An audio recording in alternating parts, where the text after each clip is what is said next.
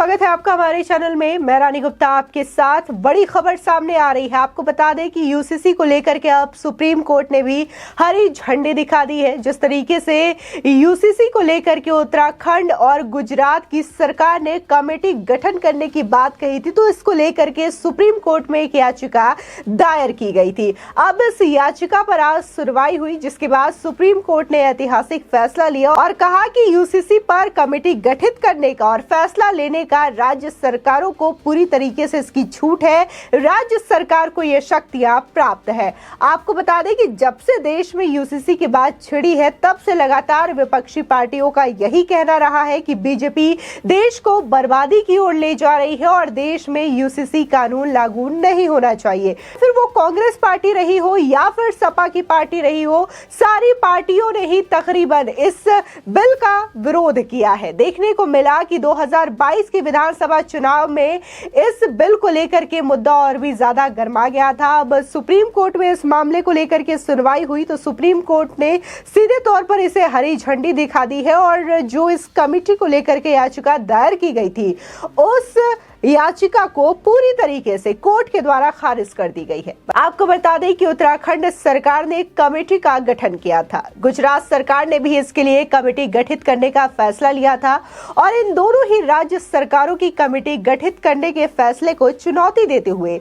Supreme court में याचिका दाखिल की गई थी, जिसे सोमवार यानी कि 9 जनवरी को सुनवाई के दौरान सुप्रीम कोर्ट ने खारिज कर दी है। समान नागरिक संहिता पर कमेटी गठित करने की चुनौती देने वाली याचिका पर सुनवाई करते हुए प्रधान न्यायाधीश DY चंद्रचूड़ ने कहा कि सिर्फ समिति के गठन को चुनौती नहीं दी जा सकती। संविधान के अनुच्छेद 162 के तहत राज्यों के पास इस तरीके की समिति गठित करने का पूरा अधिकार है।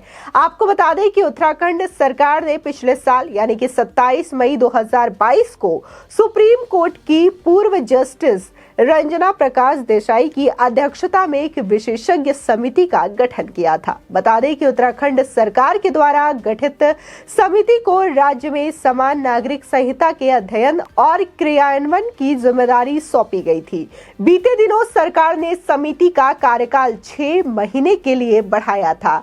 ये समिति मई 2023 तक अपनी रिपोर्ट सरकार को सौंप सकती है। बता दें कि उत्तराखंड सरकार की तरह ही गुजरात में भी सरकार ने समिति बनाने का फैसला किया था। बता दें कि यूनिफॉर्म सिविल कोड पर राज्य सरकार द्वारा कमेटी बनाने के फैसले को चुनौती देते हुए अनूप वरणवाल ने सुप्रीम कोर्ट में याचिका दाखिल की थी, जिस पर सुनवाई मुख्य न्यायाधीश जस्टिस DY चंद्रचूड़ और जस्टिस PS नरसिम्हा की पीठ ने सुनवाई की है।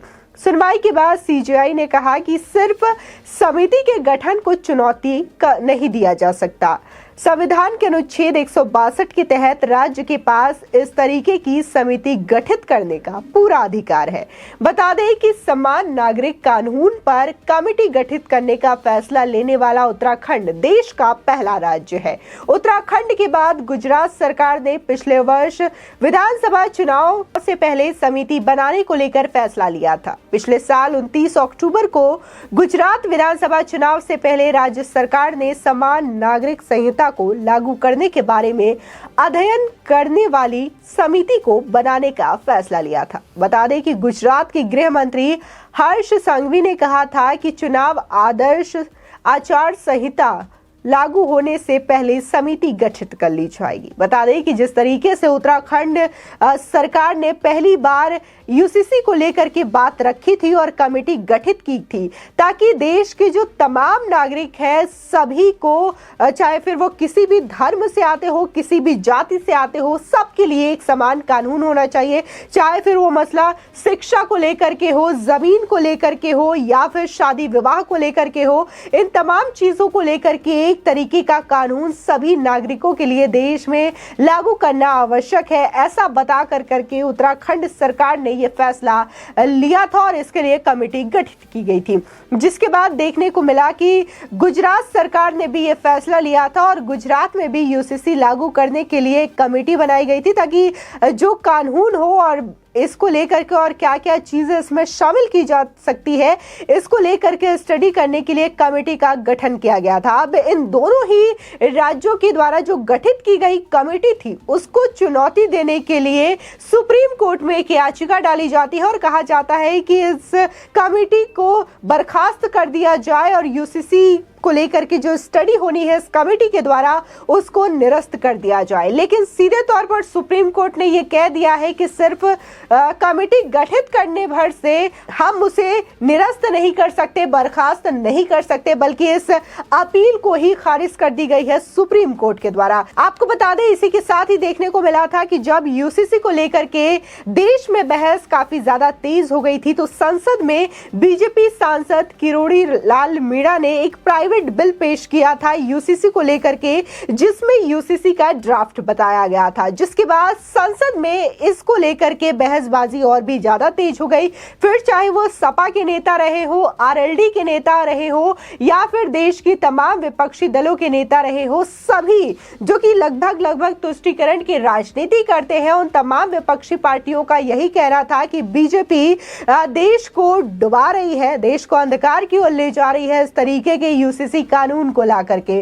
तो भाई अगर हम नागरिकों की बात करें कि क्या नागरिकों को समान नागरिक संहिता कानून चाहिए या नहीं चाहिए, यूनिफॉर्म सिविल कोड उन्हें चाहिए या नहीं चाहिए, तो वही तमाम नागरिकों का ये कहना है कि उन्हें यूनिफॉर्म सिविल कोड चाहिए, क्योंकि इससे सभी धर्म के नागरिक को एक विशेष अधिकार प्राप्त होता है और इस पर धर्म के आधार पर उनके अलग अलग कानून नहीं होते हैं, बल्कि संविधान के द्वारा जो कानून बनाए गए हैं एक देश के लिए, उसी तरीके के कानून का पालन सभी नागरिकों को करना होता है। अगर हम बात सिख धर्म की करें तो यहाँ पर शादी विवाह को लेकर के अलग कानून होता है, और अगर हम बात मुस्लिम धर्म की करें तो यहाँ पर भी शादी विवाह का अलग कानून होता है, शिक्षा को लेकर के अलग कानून होता है। इसी तरीके से हिंदू धर्म में भी इन चीजों को लेकर के अलग कानून होता है। लेकिन जो सरकार का कहना है वो ये है कि सभी नागरिकों को एक समान कानून दिया जाना चाहिए। जिस तरीके से क्रिमिनल केसेस होते हैं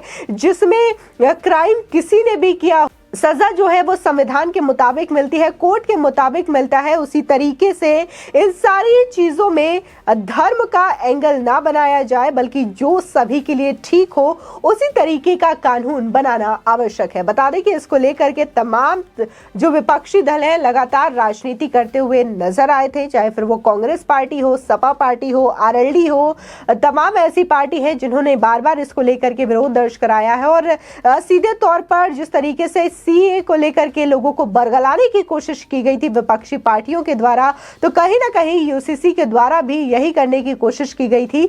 लेकिन फिलहाल अब सुप्रीम कोर्ट ने इस कमेटी की कवायद को लेकर के हरी झंडी दिखा दी है और सुप्रीम कोर्ट का कहना है कि ये राज्य सरकारों को पूरा अधिकार देता है, अनुच्छेद 162, जिसमें कि राज्य सरकार ये फैसला ले सकते हैं कि उन्हें यूसीसी को लेकर के कमेटी गठित करनी है या नहीं करनी है। फिलहाल सुप्रीम कोर्ट का सीधे तौर पर यही कहना है कि सिर्फ कमेटी गठित करने भर मात्र से हम इसको लेकर के कोई फैसला नहीं ले सकते, इस कमेटी को खारिज नहीं कर सकते। जब स्टडी की रिपोर्ट आएगी और अगर उसमें कुछ ऐसी बातें होती है जो कि संविधान के अकॉर्डिंग नहीं है, तब हम इस पर फैसला ले सकते हैं और इस चीज को बर्खास्त कर सकते हैं।